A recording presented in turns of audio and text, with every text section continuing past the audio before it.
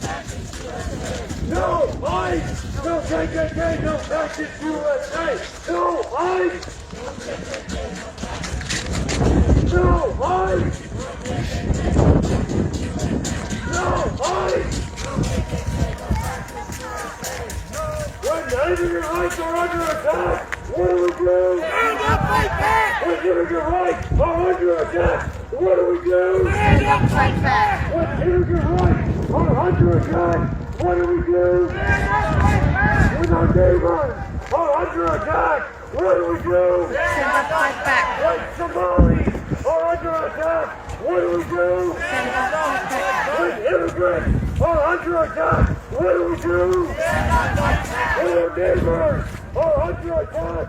What do we do?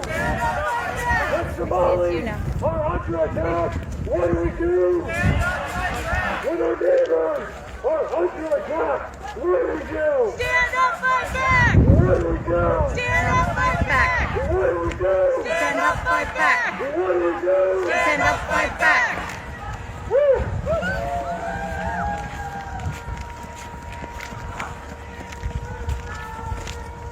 No one is illegal. Power to the people. No one is illegal. Power to the people! No one is illegal. No one to the people! No one is illegal. Power to the people!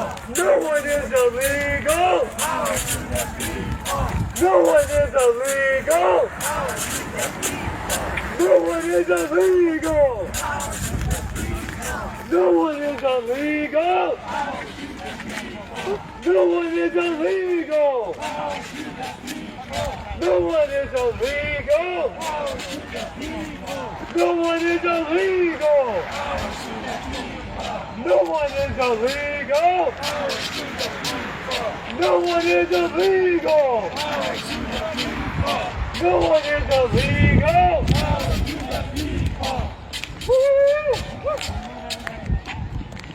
No ICE! No KKK, no fascist USA! No ICE! No ICE! No ICE! No KKK, no fascist USA! No ICE! No ICE! No ICE! No ICE! No ICE! No KKK, no fascist USA! No ICE! No ICE! No ICE! No KKK, no fascist USA! No ICE! All the press is there looking that way. No ICE! No ICE! No ICE! No ICE! No ICE! No ICE! No KKK, no fascist USA! No ICE! No ICE! No ICE! When immigrant rights are under attack, what do we do? Stand up, fight back! When immigrant rights are under attack, what do we do? Stand up, fight back! When our neighbors are under attack, what do we do? Stand up, fight back! When immigrant rights are under attack, what do we do? Stand up, fight back! What do we do? Stand up, fight back! What do we do? Stand up, fight back! When our neighbors are under attack, what do we do? Stand up, fight back! When immigrants are under attack, what do we do? When our neighbors are under attack, what do we do? When Somalis are under attack, what do we do? When our neighbors are under attack, what do we do? When immigrants are under attack, what do we do? When our neighbors are under attack, what do we do? Stand up, fight back! When Somalis are under attack, what do we do? Stand up, fight back! What do we do? Stand up, fight back! And what do we do? Stand up, fight back!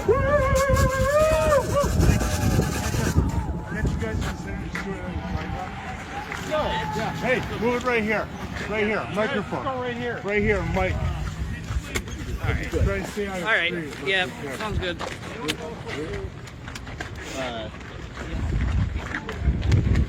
What do you got? Put it right here. Put it right here. Right, like so I move the mark here, we'll have the speakers be kind of surrounded by people. Keep the theory open right here. Shame. Behind the speakers, right here. No, it's high. Move the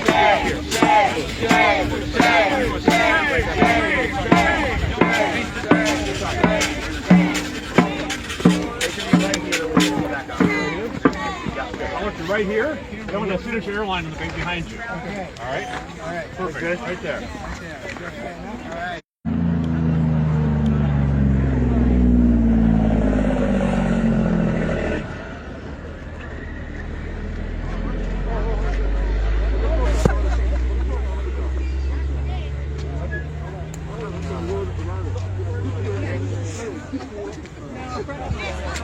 Ready?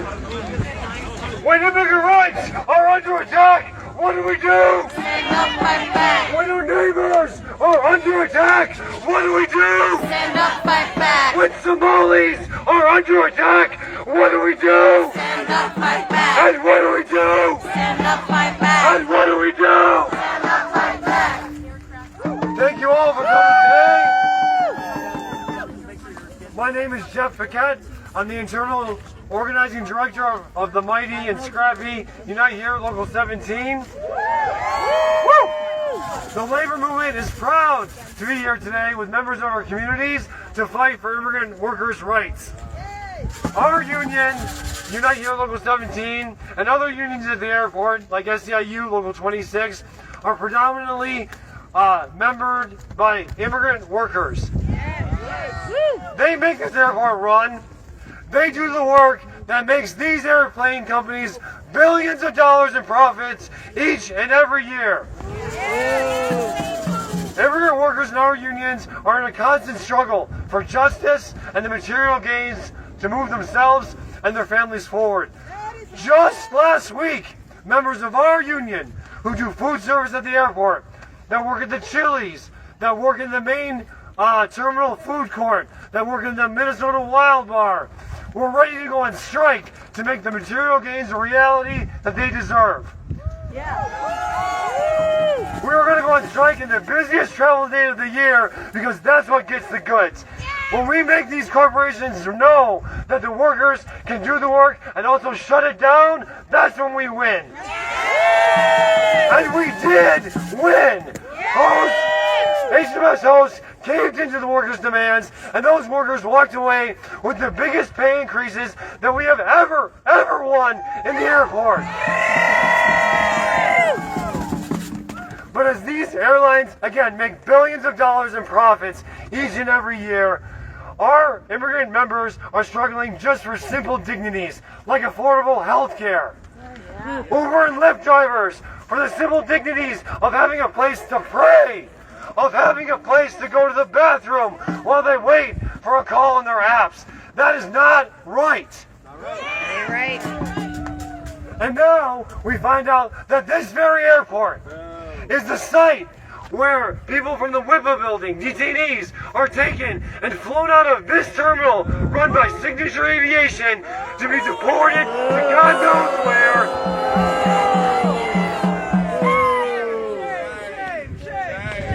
Shame, shame, shame!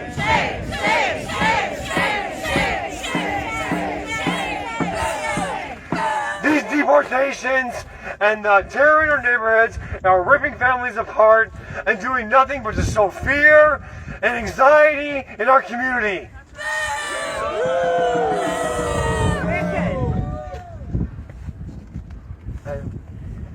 And we gotta demand better. We gotta demand better from our local government leaders. We gotta demand better from MAC, who runs the airport, who knows that these deportation flights are taking place. We gotta demand better from Trump, that fascist president.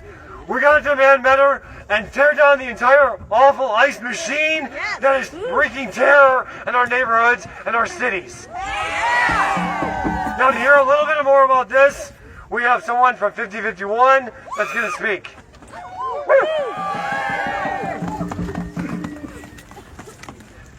I'm Nick Benson. I work in commercial flight data analytics, and I'm speaking on behalf of Minnesota 5051, which, as you know, is a grassroots organization working to make our state and country a better place. We have a lot of work to do.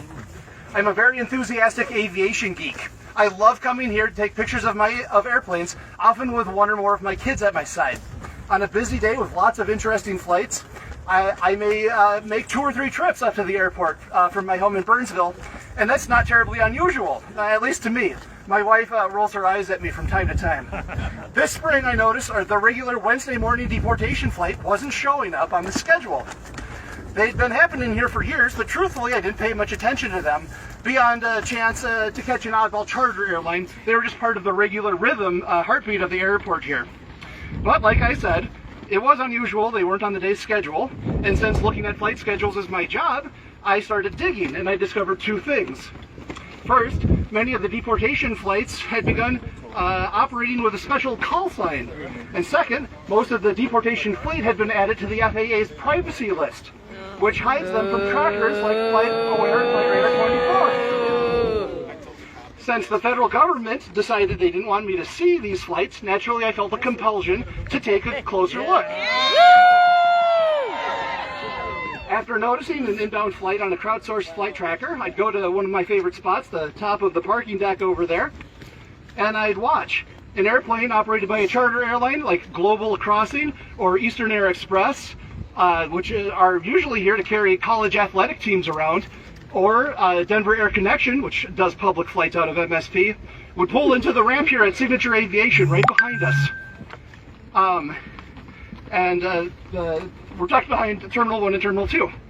ICE agents would disembark from the airplane and unload bags of shackles from the cargo hold.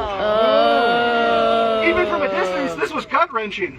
Seeing the chains that would soon be confining my neighbors, binding their hands together at their waist and then down between their ankles. That's not right. I was here yesterday recording a video, and they were laying the shackles out on the icy tarmac. It was 15 degrees. Terrible. At Signature Aviation, a Signature Aviation truck will pull up and provide enough fuel to get them to their next stop, usually Omaha, before heading down to a big deportation hub, usually Alexandria, Louisiana. A convoy of DHS vans will arrive, usually a full few of men, sometimes a minivan or SUV with women. They're unloaded, chained up, and inspected before being directed to hobble up the steps onto the aircraft, typically on an air truck provided by Signature Aviation, which strangely has had all of its branding stripped off of it. A coincidence, I'm sure. The flight then departs, and hopefully they don't experience any mechanical issues, because if they lose cabin pressure, the air oxygen max will drop down in front of the people, the passengers, but since their hands are chained at their waist, they won't be able to put them on. If they need to evacuate on the ground, good luck to them. Reporting from ProPublica, reporters of, flight attendants have been told to abandon their passengers, leaving them on the plane to fend for themselves while they're chained at their feet. ICE's practices, abandoning the long-standing enforcement norms, are so out of hand that the Supreme Court, packed by the President, had to intervene, reminding DHS that due process is a right to everyone on U.S. soil, not just citizens, and reminding them further that the Constitution, much of it, is here to protect us, the people, from them, the government. Companies like Global Crossing, Eastern Air Express, Denver Air Connection, and Signature Air Aviation are shamefully profiting from the number, as the number of flights balloon here, they're shamefully profiting off of this industry, shipping our neighbors down to mega hubs like Alexandria, Louisiana. And the government is going out of its way to reduce transparency. This isn't someone else's problem. This isn't happening somewhere else. It's time for all of us here, regular people and bureaucrats alike, to start looking for peaceful, safe, legal, and creative ways to slow this down until it stops. Thank you. Thank you so much. Now, to hear more about why this is so important, we're going to hear from George, a retired janitor and SEIU member. Hello, my name is George Mullins, and I am a retired janitor member of SEIU Local 26. Yeah. Hey, brother, step forward a little bit. Right close to your mouth. I am out here today in the cold because I am outraged at what's happening to our airport. It is outrageous that our neighbors are being put in chains and being taken away at our award-winning airport. Yeah. We know that many of our neighbors are taken from here at MSP to detention centers in the South. where they are far from legal help, their families, advocates, and community. I have had the unique experience of actually going to such detention centers in Louisiana, and I want to tell you what I learned there. This summer, around 500 SEIU members from around the country bused into New Orleans, Louisiana. When we then got on more buses and traveled hours from New Orleans to a remote location to hold demonstrations outside of ICE detention centers. These detention centers are in tiny rural areas far from big cities. And they do that intentionally. Inaccessible. 3 other local 26 members and I went to Basel Detention Center, a women's prison almost 3 hours away from New Orleans. This is a detention center, like many ICE centers, is owned by a private company called CIO Group. We learned that they get paid $157 of our tax dollars a day by ICE per detainee. Meanwhile, we heard the women in these prisons are forced to work for $1 per day. In terms of the conditions, we heard reports of medical negligence, cockroaches, lack of clean drinking water, expired food. These are the conditions our neighbors and fellow Minnesotans are being sent to, and it's happening right here at our airport. Meanwhile, like CIO Group, the companies operating these flights are making money off this cruelty. As we sit and watch Trump's cruel mass deportation on our TV's phones, mass strangers pulling up and violently snatching people off the street, I'm reminded of being a young black kid in Tennessee during the Civil Rights Movement. Just like back then, we cannot let fear and hatred win. I am here today because one of the bright spots of our experience in Louisiana was seeing detained women reaction to us showing up where no one comes. They waved like crazy the whole time. We got to show them that we are not alone. We see them and we are with them. Today, we do the same thing. To our neighbors who are being put on these planes and chains, likely with no idea where they are going, being taken, we see you. Thanks so much, George.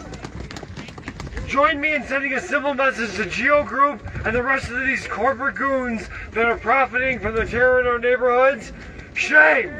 Shame! Shame! Shame! Shame! Shame! Shame! Shame! Shame! Shame! Shame on you! Shame! Now please help me welcome members and leaders of our faith community from Jewish Community Action, Isaiah, and the Muslim Coalition.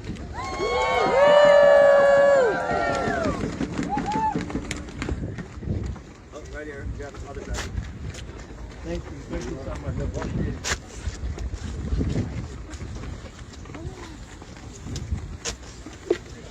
Cool, right?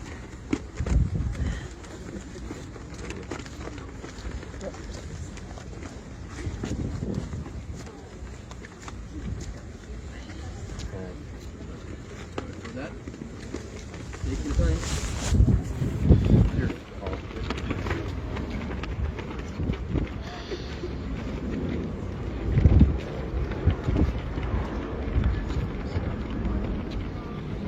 My name is Yusuf Abdullah.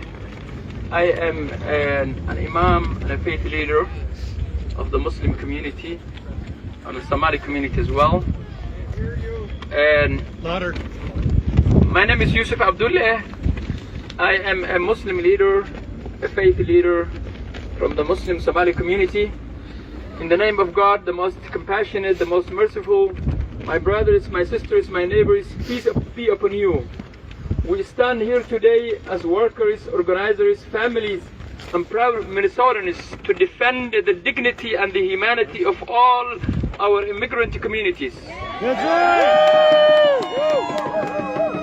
Whether you come from East Africa, Latin America, Asia, the Middle East, the Caribbean, or anywhere else your life, your work, and your presence matter in this state. Over the past weeks, we have seen increased hateful rhetoric and aggressive actions targeting immigrants, especially and specifically Somalis. Not to enforce the safety, not to uphold justice, not to divide us, but to divide us and distract from real problems facing working people, rising costs, struggling families, and leadership failures. When leaders attack immigrants, they are hoping we turn against each other instead of standing together. But we are united. But Minnesota refuses to fall for that.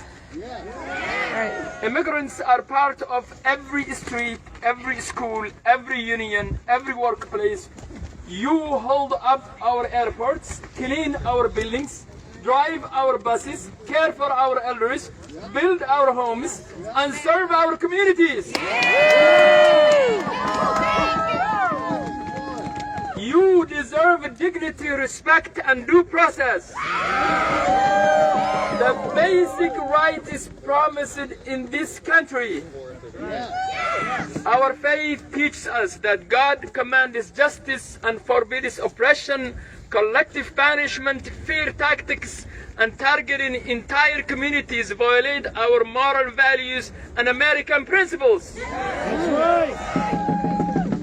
Anyone who breaks the law should be held individually accountable, but every person deserves fairness, due process, and to be treated with humanity.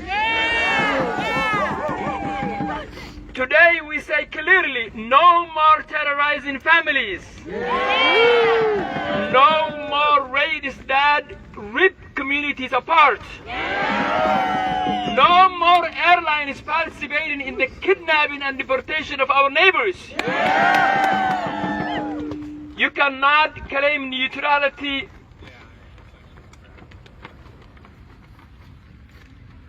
You cannot claim neutrality while profiting from putting people in danger. And we will not stay silent. Union members, no solidarity. Community groups, no solidarity. Immigrant families live solidarity every day. So we say with one voice, an attack on one community is an attack on all of us. We will protect our immigrant neighbors. We will defend dignity and due process, and we will stand together against hate in every form or shape. May God strengthen our unity, protect every family here, and bless our struggle for justice. Peace be upon all of you. Thank you.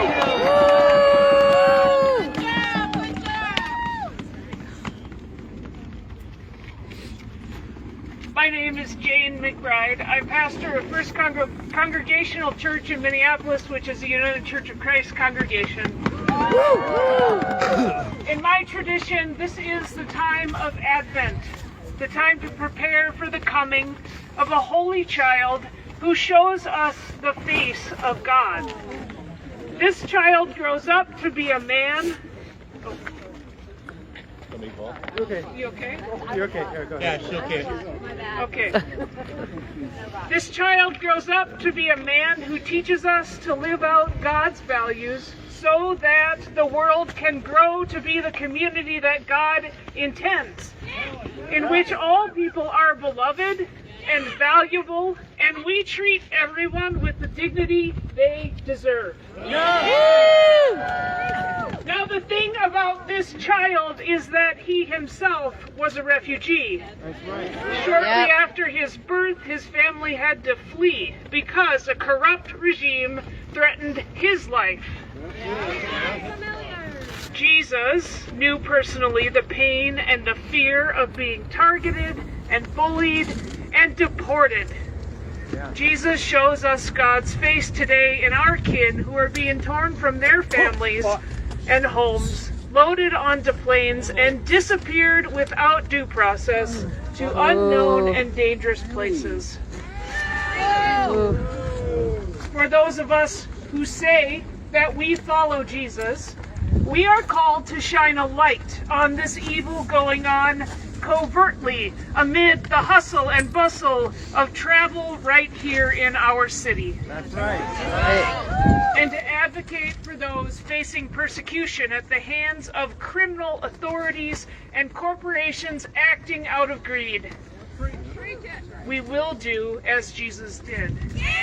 We will build a community in which we love and serve and protect one another.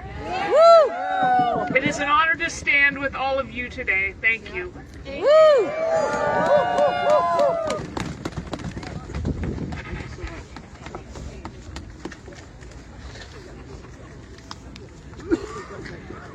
Hello, my name is Rabbi Joey Glick. I serve Shir Tikva congregation in South Minneapolis. And friends, I just want to take a moment for us to take a breath and notice the sun shining down on us for the first time on this freezing day. Let's take a breath in together and out.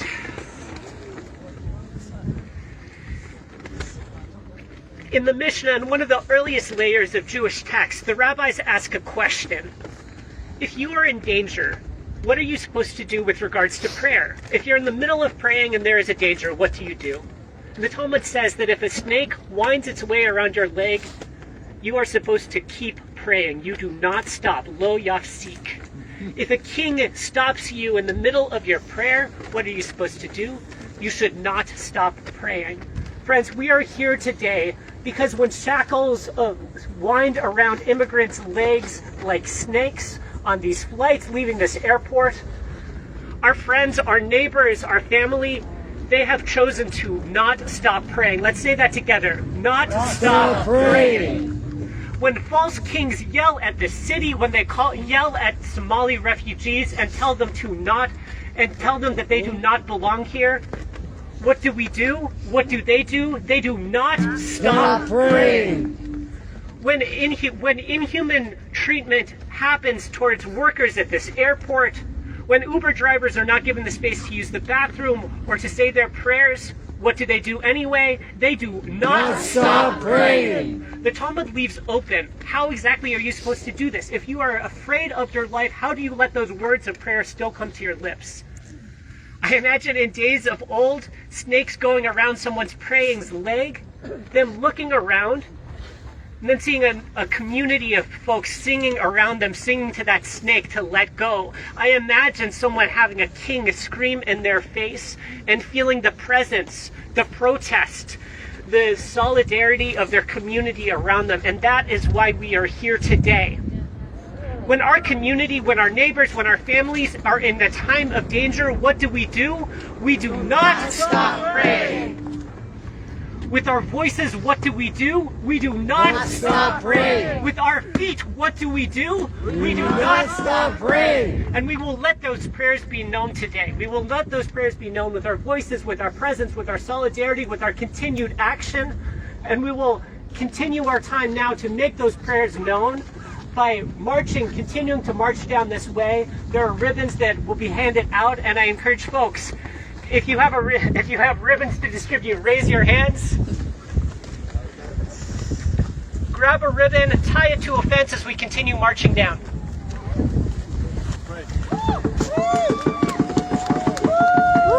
Thank you so very much. As more and more federal agents descend upon our state, we can say definitively that what is happening is unacceptable. What's happening at our airport, paid for by our tax dollars, is unacceptable. We have to say no to the hatred, no to the prejudice, and no to the terror that is ripping our neighborhoods apart. Now in a little bit here, we're going to walk down the road to the Uber and Lyft waiting lot, the cell phone lot, where Uber and Lyft drivers wait for their next ride. These drivers have been fighting for a dignified place to pray and somewhere to go to the bathroom for a long time, only to be told no time and time and time again. So if you can join us, please walk down with us to the cell phone lot. If you want to head back to the terminal, you're free to do so. Also, there will be some rides down from the cell phone lot back to the terminal. And to hear more about that, we have Ibrahim from CIO. Yeah, you guys ready? Yeah. Thank you. This is what democracy looks like. Tell me what democracy looks like. This is what democracy looks like. Thank you, Minnesota. I'm glad that you're all here. As we know, there's a lot going on. Our brothers and sisters over that lot, we've been dealing a lot of stuff about, we were asking a place for prayer. As you can see, this is where they pray. You guys will see a chance how the drivers, pray in the lot. There's no cover. This is snow and cold. That's what they go through. We've been asking Mac to do better. They've been giving us a run around. The drivers deserve a place to pray and also a bathroom. That ain't right. So we are asking minimum. So that's what's going on. So I want you guys to come with us and see the condition where the drivers wait when they're picking for the Minnesotan residents here at the airport. So please join us. It will be just a couple minutes of walk. It's right there. And we want to see you guys there. Thank you. Yeah.